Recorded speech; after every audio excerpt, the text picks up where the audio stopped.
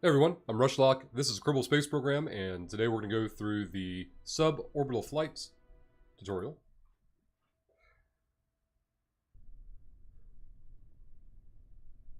Gene Kerman. Hello again, glad you can make it back. Today we'll be taking an exciting step, getting our first Kerbal into space. Yep, with a capital S.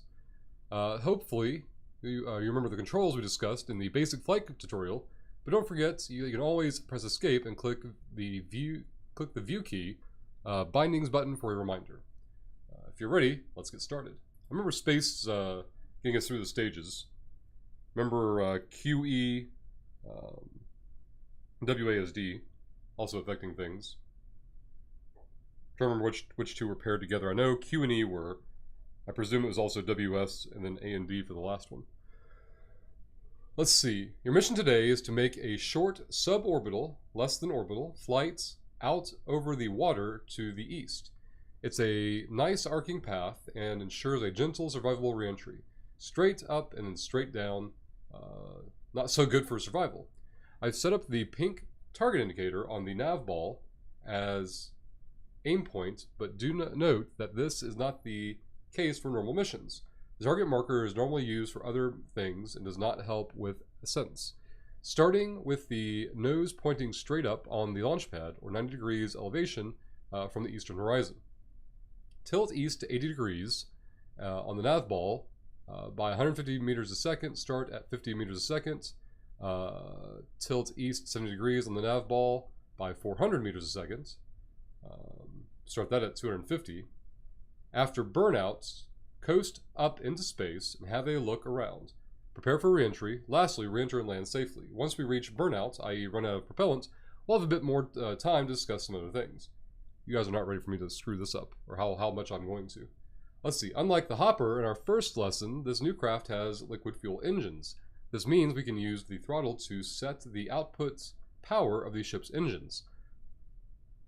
Throttle is controlled by the following keys: left shift, left control, Z, and X. So maxing throttle is Z, cutting all throttle is X, and you can throttle up and throttle down with the shift and control keys.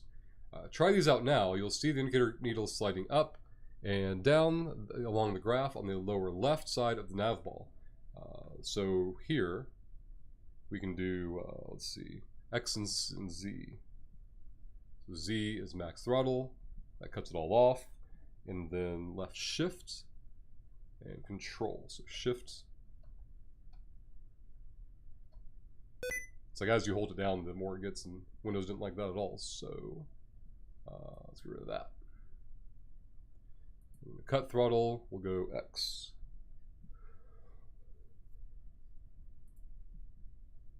SAS stands for Stability Augmentation System, although Kerbal astronauts usually refer to it as Sickness Avoidance Scheme. Whatever it stands for, what it does is try to stop the ship from spinning around, using the computer-controlled auto-torque drive compensator technology to counteract the rotation of the ship. In the simplest mode, it will keep the ship aligned with the orientation it has when you turn SAS on. Or, if you pitch, yaw, roll while SAS is on, the orientation when you release the controls. SAS can be activated or deactivated by holding down the F key, and it can be toggled by pressing the T key. Momentarily with the F key. Like if you hold F down, do what you need to do, and let go of F, it'll reestablish. If you have problems following the maneuvers, once you enable SAS, I'm sure I will, and lift off, you can click the small red button to the left of the nav ball that has a miniature target indicator. That will cause the SAS to follow the target indicator and fly for you. Note, this autopiloting function will not be available until you are flying. This craft has a bit too much engine, so we're going to throttle down for launch. Set your throttle to 2/3, the upper of the middle 2/3 of the notches. Also, excuse me. Also turn on SAS to help control things. Press T, it will keep you pointed where you want to be pointed.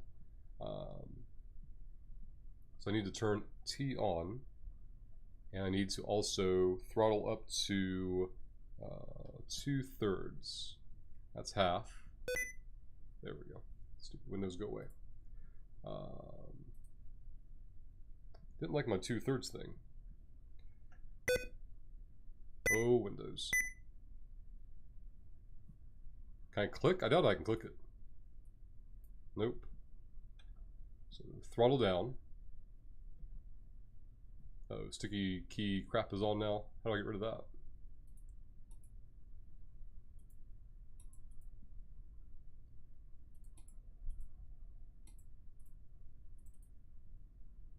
Let's see. Apply that. Okay.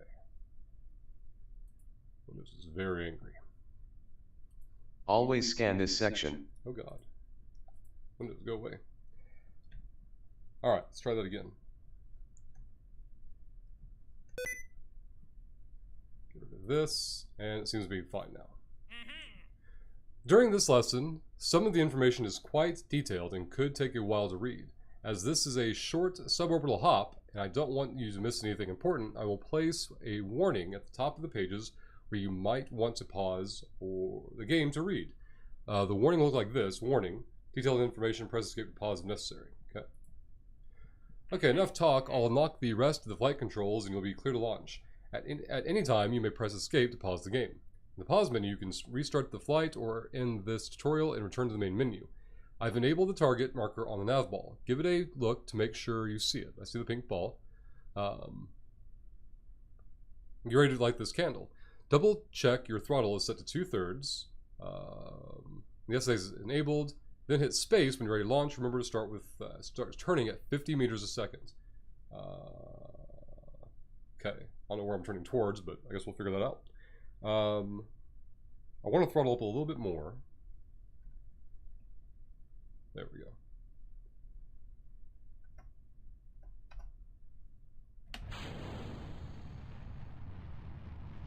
About to be at 50. Uh-oh. Oh, there we go. This is fine.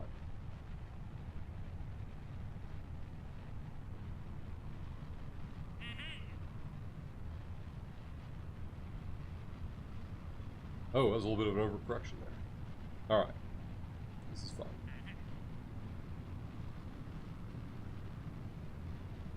If it weren't for the pink nav ball, I have no idea how I would... oh, full power. So I need to go... There we go.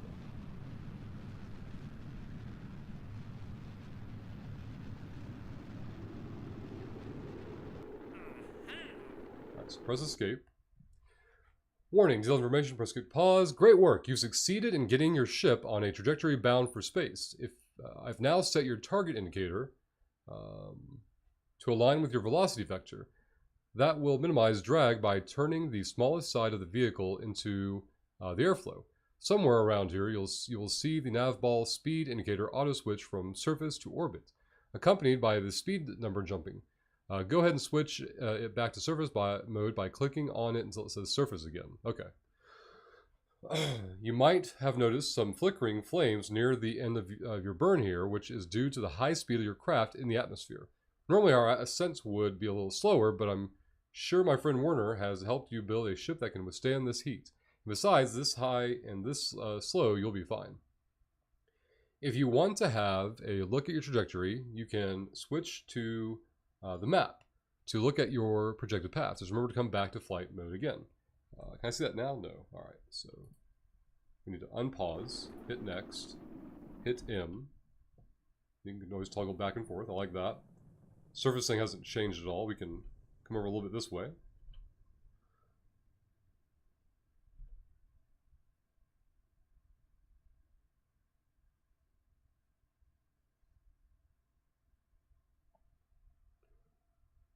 Once you clear the atmosphere, we'll go over what you can do in space.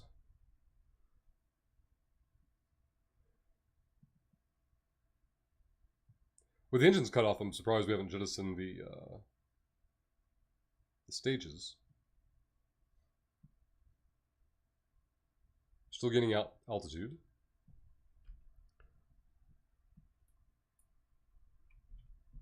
Use arrow keys to view this. I'm sure there was a zoom in before, but I forget what that is.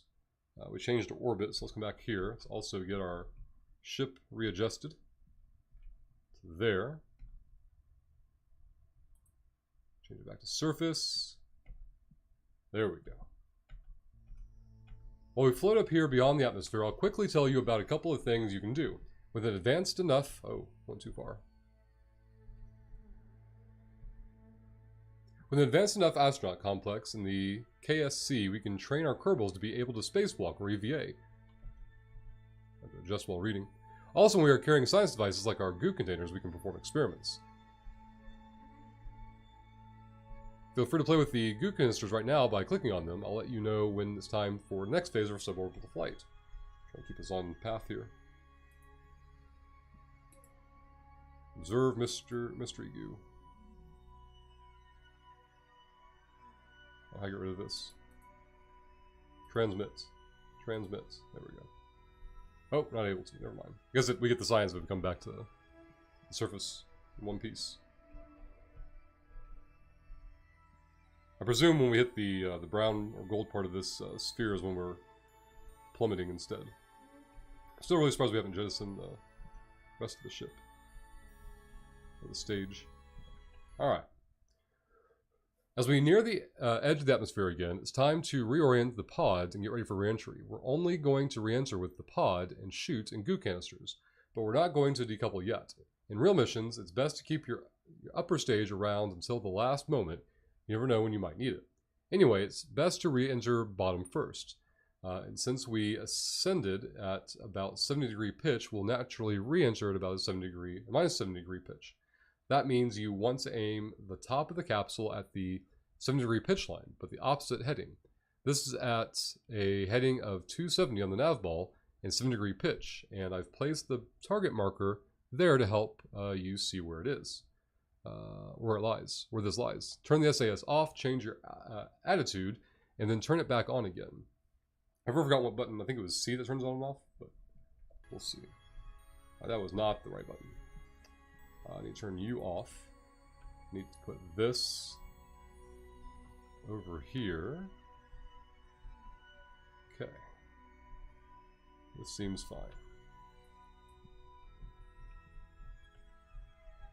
Let's see where we're going. Uh-oh, uh-oh, uh-oh, uh-oh. Everything is fine. I think I'm going to go here and then, like, there we go. Much better. Forgot to tell me to turn it back on.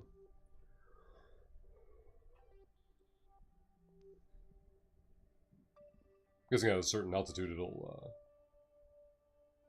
advance the gene information. Look at Jebediah down there in the bottom right hand corner. He seems extremely happy about the situation.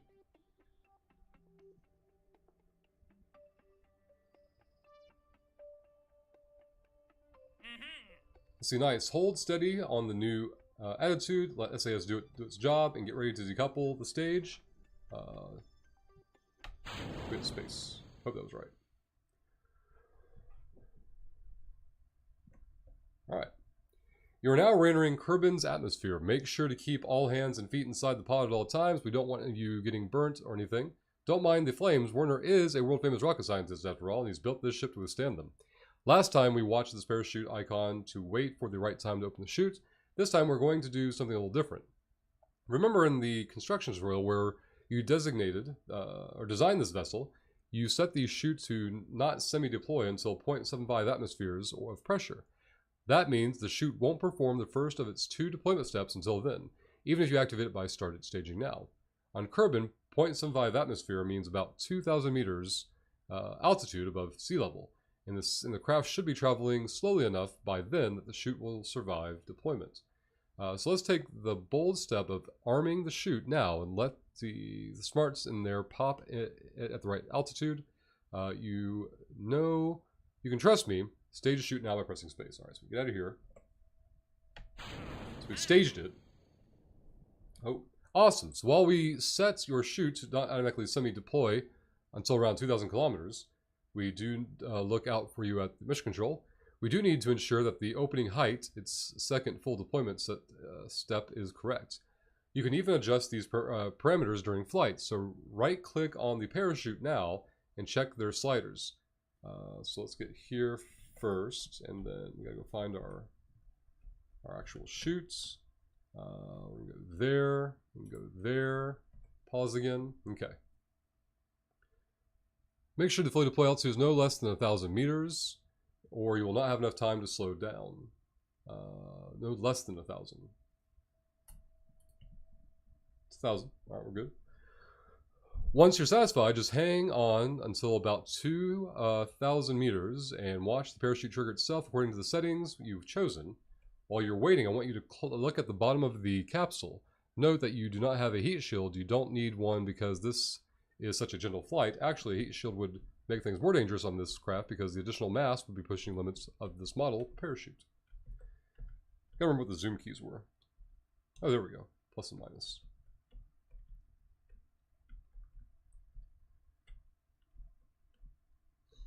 Uh-oh, uh-oh, uh-oh, uh-oh. We did. Are we fine?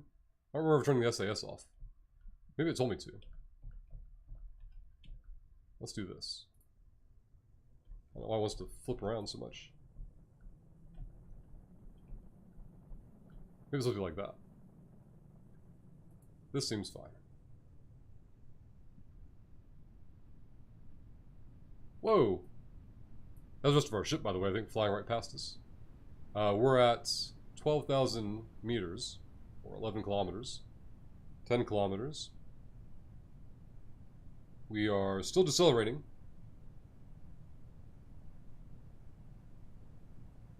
We're at 8. Everything seems to be on target so far.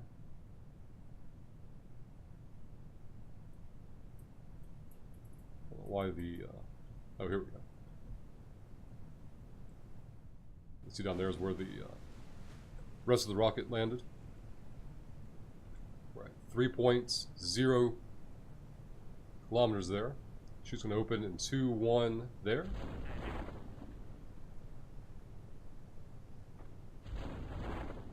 Still at 700 meters, 600 meters. We're slowing down dramatically. Look at that, perfect. 300 meters to go, now we're slow falling. Chute quality seems good. Look up the chute if we want to. This, I believe, is the moon.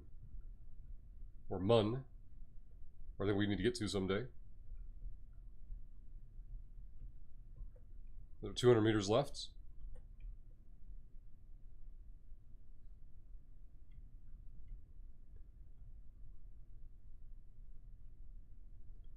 The chute definitely doing its job. Or below 100 meters. Obviously we're going to land in the water and then they have some way of probably recovering us between missions. Any signs gathered we get credit for in normal campaign, I presume. 10 meters to go. There's the splash. Welcome back and congratulations on completing and even surviving your first real mission. You've managed to launch, control your vessel into space, orient yourself correctly, land safely. It's quite an achievement. If you want to practice this again, choose revert to launch from the pause menu, otherwise in the scenario. And be sure to check out the other tutorials. My next one is about going for orbit, and it is really exciting. There's always lots more to learn at the KSC. Alright, we'll see you all in the next one.